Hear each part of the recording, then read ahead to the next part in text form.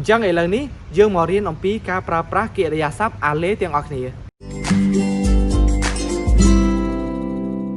chúng rep su này tiếng ọc nè xong spa công một căn video của bác SALA Let's Learn French trong bát mua hay Sokha chẳng chụp pôn này đẹp mấy trong trong bằng hai tháng SALA Let's Learn French cứ chỉ page muối trong cô bấm nón chay đồng lấy trong này đấng tiện tông ông pi ca sẽ sát bị sao bà rằng trong pôn này đây mình tên ban subscribe YouTube channel của bác SALA Let's Learn French để tiếng ọc nè ai cho được trong YouTube channel robot SALA Let's Learn French ដោយដាក់ពាក្យ subscribe ឬមួយក៏ដាក់សញ្ញាកណ្ដឹងដើម្បីទទួលបានព័ត៌មានថ្មីៗទាក់ទងអំពីការសិក្សាភាសាបារាំងអញ្ចឹងនៅក្នុងវីដេអូនេះដែរយើងនឹងមកសិក្សាអំពីវេយ្យាករណ៍របស់ភាសាបារាំងទាក់ទងអំពីការប្រើប្រាស់កិរិយាសព្ទមួយទៀតដែលមានសារៈសំខាន់ក្នុងការសិក្សាភាសាបារាំងអញ្ចឹងដូចនៅក្នុងវីដេអូមុនដែលខ្ញុំបានចេញអំពីការបំបីកិរិយាសព្ទក្រុមទី1អញ្ចឹងនៅក្នុងវេយ្យាករណ៍របស់ភាសាបារាំងកិរិយាសព្ទចែកចេញជា3ក្រុមកិរិយាសព្ទក្រុមទី1ក្រុមទី2និងក្រុមទី3ក្រុមទី1គឺជាកិរិយាសព្ទទាំងឡាយណាដែលមានកន្ទុយ er លើកលែងតែ verbe aller ចេញអញ្ចឹង verbe aller យើងចាត់ចូលទៅក្នុងកិរិយាសព្ទក្រុមទី3ដូច្នេះដែរថ្ងៃនេះយើងនឹងមកសិក្សាអំពីកិរិយាសព្ទមួយទៀតគឺកិរិយាសព្ទ aller អញ្ចឹងដោយ verbe aller អ្នកទាំងអស់គ្នាឃើញទេ verbe aller គឺមានកន្ទុយ er ប៉ុន្តែយើងមិនចាត់ចូលទៅក្នុងក្រុមទី1ទេគឺយើងចាត់ចូលទៅក្នុងក្រុមទី3អញ្ចឹង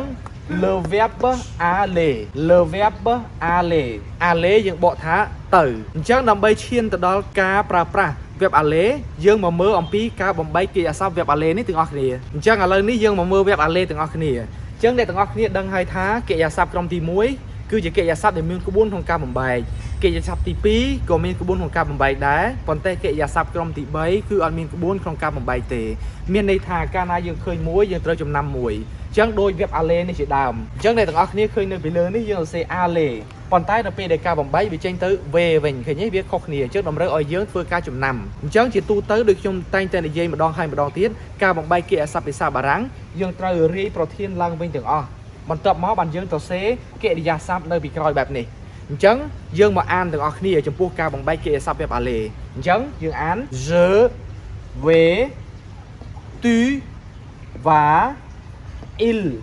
elle on va nous allons vous allez il elle avec s វងអញ្ចឹងយើងមកអានម្ដងទៀត je vais tu vas il elle on va nous allons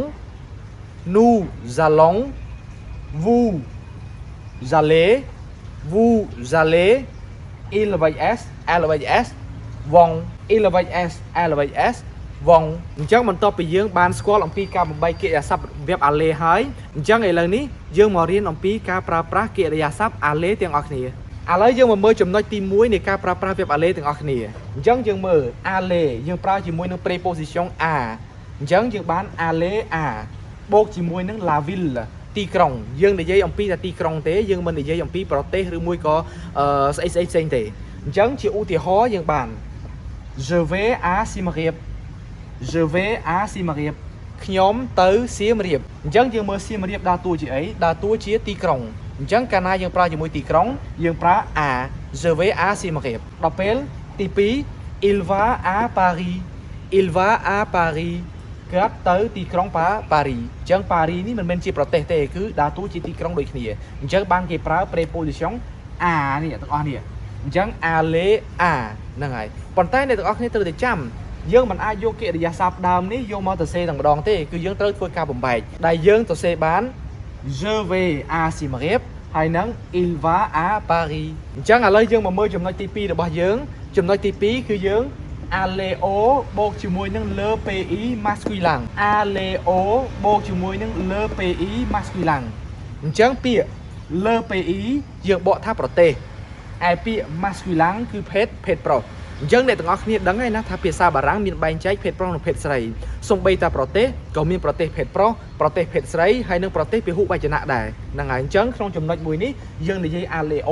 បូកជាមួយនឹងប្រទេសភេទប្រុសអញ្ចឹងកាលណា a preposition a បូកជាមួយនឹង le ចេញ o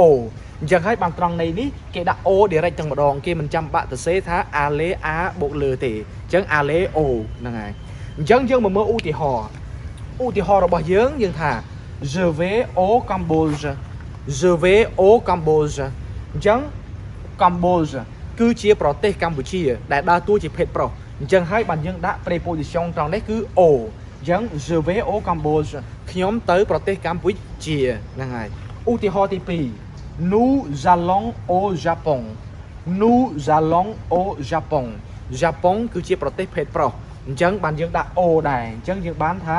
nous allons au Japon ខ្ញុំទៅប្រទេសជប៉ុនមកឥឡូវនេះយើងមកចូលចំណុចទី3របស់យើងគឺទី3 aller en បូកជាមួយនឹង le pays féminin aller en បូកនឹង le pays féminin អញ្ចឹង le pays ប្រទេស féminin គឺភេទស្រីអញ្ចឹងមានន័យថា aller en ប្រើជាមួយនឹងប្រទេសភេទស្រីហ្នឹងហើយអញ្ចឹងជាឧទាហរណ៍យើងបាន tu vas en France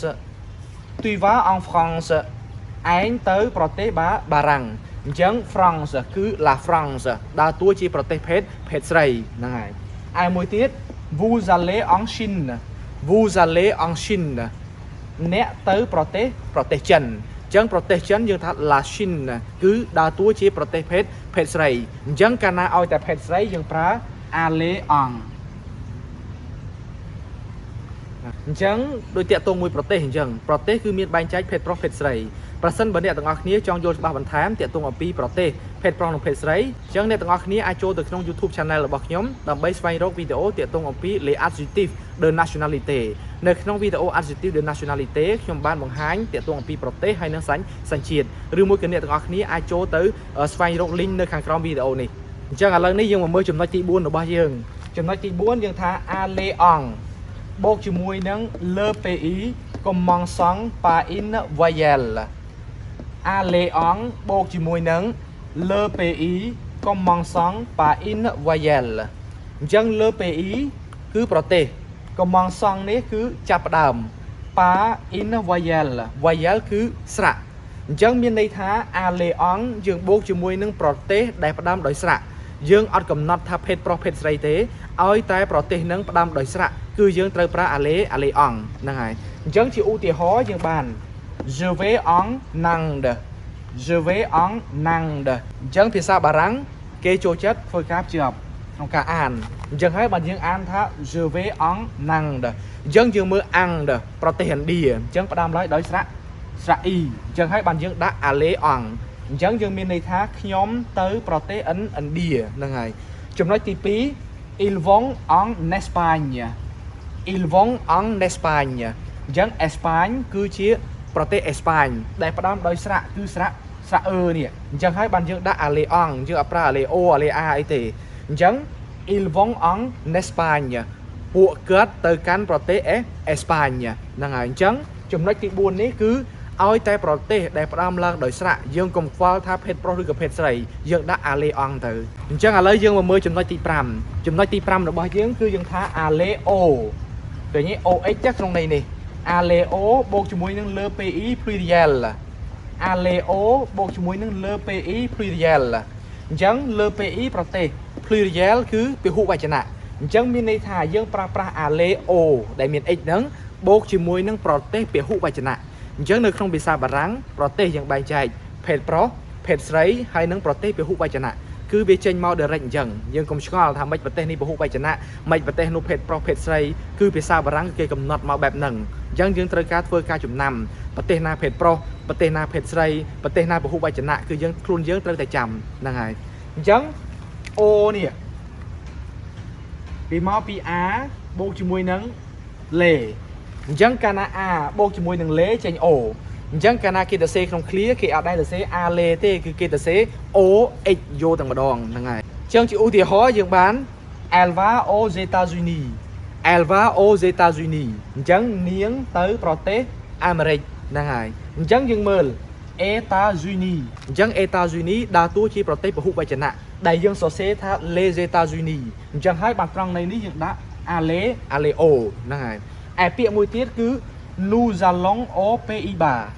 nous allons aux Pays-Bas អញ្ចឹង Pays-Bas ដើរតួជាប្រទេសពហុវចនៈដែលយើងសរសេរថា les Pays-Bas ហ្នឹងហើយអញ្ចឹងពួកយើងទៅប្រទេស Pays-Bas អញ្ចឹង les Pays-Bas នេះគឺជាបណ្ដុំប្រទេសដែលស្ថិតនៅប៉ែកខាងជើងឈៀងខាងលិចនៃអឺរ៉ុបនៃប៉ែកអឺរ៉ុបហ្នឹងហើយ ចឹងបើតាមខ្ញុំតែងដឹងខ្ញុំតែងនិយាយថា Holland យើងហ្នឹងដោយភាសាអង់គ្លេសគេថា Netherlands មកឥឡូវយើងមកមើលចំណុចទី6របស់យើងគឺយើងនិយាយអំពី Aleo បូកជាមួយនឹង le lieu masculin Aleo បូកជាមួយនឹង le lieu masculin អញ្ចឹង le lieu មានន័យថាទីកន្លែងតែទីកន្លែងក្នុងន័យរបស់យើងនេះគឺយើងដកប្រទេសយើងដកទីក្រុងដកអីចេញហើយយើងនិយាយអំពីទីកន្លែងដូចជាហាងកាហ្វេដូចជា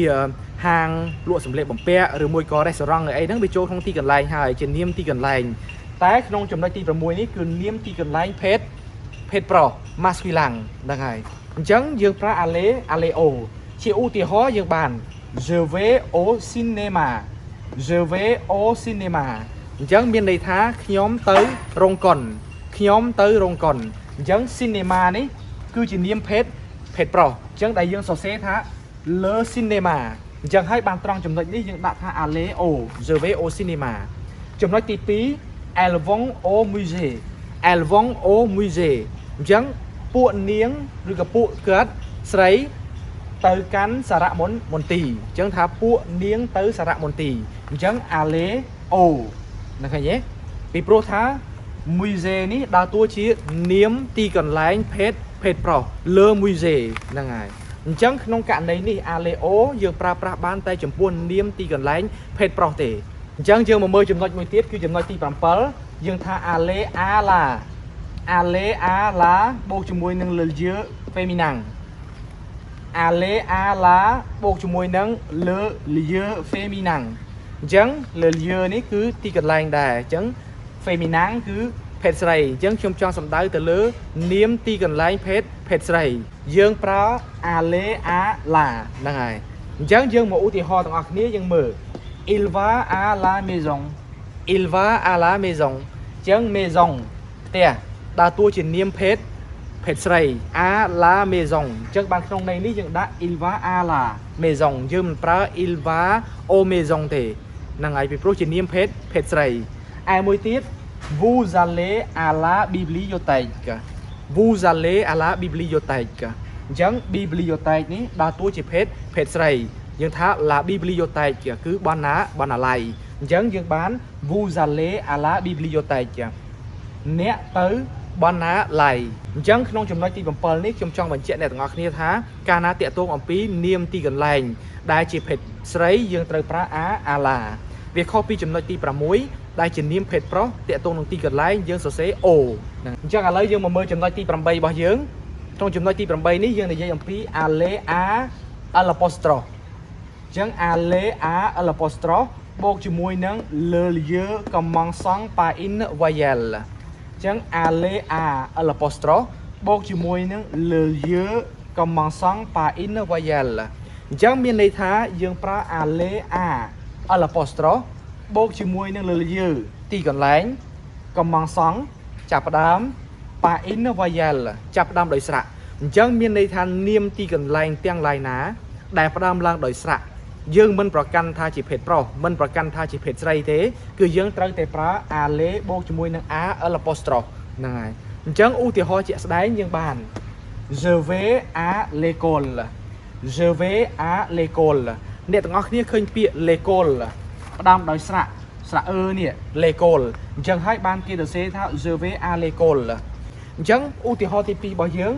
on va à l'université អ្នកទាំងអស់គ្នាឃើញ université នេះផ្ដើមដោយស្រៈអ៊ុយអញ្ចឹងហើយបានយើងសរសេរ a l'apostrophe អញ្ចឹងមានន័យថាកុំខ្វល់ពីភេទប្រុសឬក៏ភេទស្រីឲ្យតែផ្ដើមឡើងដោយស្រៈគឺយើងដាក់ ale l'apostrophe អញ្ចឹងឥឡូវនេះតាក់ទងអំពីការសិក្សារបស់កិរិយាសព្ទ ale ទាំងការបំបែកកិរិយាសព្ទនៅក្នុងបច្ចុប្បន្នកាលហើយនឹងការប្រើប្រាស់ Verbe Aller ទាំង8ចំណុចដែលខ្ញុំបានបង្ហាញអ្នកទាំងអស់គ្នានេះគឺបានបញ្ចប់ហើយខ្ញុំសង្ឃឹមថាអ្នកទាំងអស់គ្នាអាចយល់បាននៅអ្វីដែលខ្ញុំបានបញ្យល់និងចេះប្រើប្រាស់ Verbe Aller បានយ៉ាងល្អអញ្ចឹងសម្រាប់វីដេអូបន្ថែមទៀតតាក់ទងអំពីវេយ្យាករណ៍របស់ភាសាបារាំងតាក់ទងអំពីការប្រើប្រាស់ពាក្យអ្នកទាំងអស់គ្នាអាចចូលទៅក្នុង YouTube Channel របស់ SALA Let's Learn French ដោយចុចពាក្យ Subscribe ហើយកុំភ្លេចដាក់ពាក្យកណ្ដឹងដើម្បីទទួលបានវីដេអូថ្មីៗតាក់ទងអំពីការសិក្សាភាសាបារាំងអញ្ចឹងខ្ញុំសង្ឃឹមថាវីដេអូមួយនេះអាចជាចំណែកជួយអ្នកទាំងអស់គ្នាក្នុងការសិក្សាភាសាបារាំងហើយប្រសិនបើអ្នកទាំងអស់គ្នាយល់ថាវីដេអូមួយនេះ មានសារៈសំខាន់អ្នកទាំងអស់គ្នាអាច share វីដេអូនេះទៅកាន់មិត្តភ័ក្តិរបស់អ្នកទាំងអស់គ្នាអញ្ចឹងចំពោះការបំបីកិរិយាសព្ទ Verbe Aller និង Verbe Avoir អ្នកទាំងអស់គ្នាអាចចូលទៅក្នុងវីដេអូទាំងនេះបាន Merci beaucoup. Au revoir.